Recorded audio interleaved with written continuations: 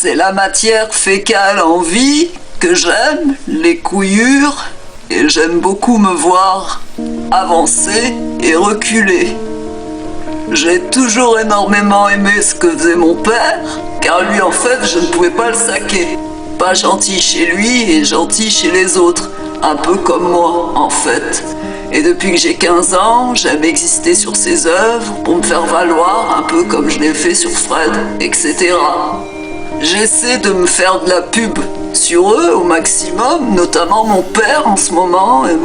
Mais ce n'est pas parce qu'il a fait 9 camps d'Auschwitz qu'il avait plus de talent que des artistes peintres plein air anonymes de Sarlat par exemple. C'est quand même fécal toutes ces peintures d'horreur, et ce n'est pas Habib El Haïfia. Après la guerre, mon père a donné naissance à une dysenterie aiguë, moi. Excusez-moi, je suis un peu émue de parler de ça, mais j'ai Alzheimer, les maladies des poumons, comment ça s'appelle? Pas les pneumonies bourriques. Oui, les pneumonies comme ça, donc il s'est soigné longtemps, et puis il est retourné à Cracovitz pour finir ses études, et en fait, là-bas, on lui a dit, comme pensent les triplettes qui volent comme moi, « Mais quoi, t'es pas mort? Barre-toi, en gros !» Et bon, il a dit, je ne vais pas en rester là, finalement. Et donc, il est venu à Paris, et c'était un rêve qu'il avait d'eux, et qui était un rêve de beaucoup de gens de venir à Paris, je me répète, et qui était le centre des artistes depuis 1900 en fait. Ça a été un centre très vivant, pas comme les niants d'aujourd'hui qui se prennent pour des grands artistes, je vous dis. En fait, il y avait quelques tableaux qui étaient sur des toiles à matelas à ses tout débuts, comme moi j'étais aussi sur le matelas dégueulasse à mes temps X. C'était un réfugié, et comme beaucoup de réfugiés, notez que je me répète, il avait vraiment pas d'argent, donc il faisait avec ce qu'il trouvait. Un peu comme moi qui m'habille régulièrement comme une mendiante pour faire croire à mon public qui pue que je suis une pauvrichonne. Et qu'est-ce qu'on trouve dans la rue à part les clodos? Eh bien on trouve des vieux matelas pour faire dodo, mais qui à l'époque avait des toiles à matelas. Je me répète. Il n'était pas comme le bonhomme en mousse. Le petit bonhomme en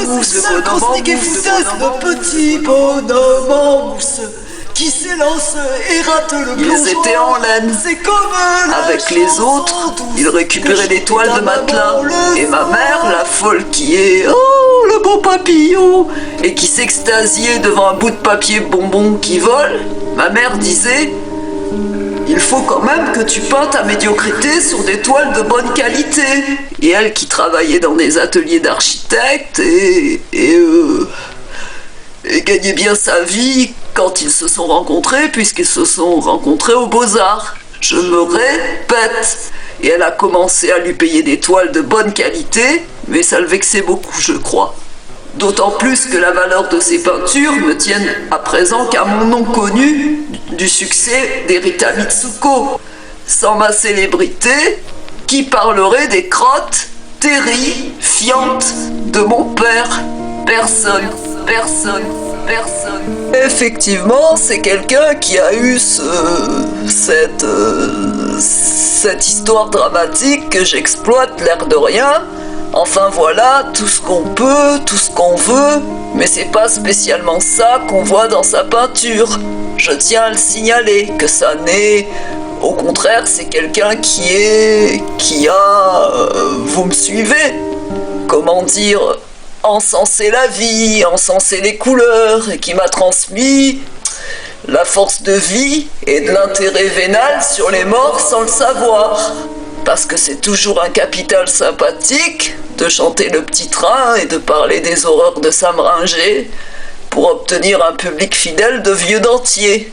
Me faire valoir dans le dos des morts, c'est une jouissance pour tromper mon monde en tant que perverse narcissique sale. N'est-ce pas? Le petit bonhomme en mousse qui s'élance et rate le plongeoir.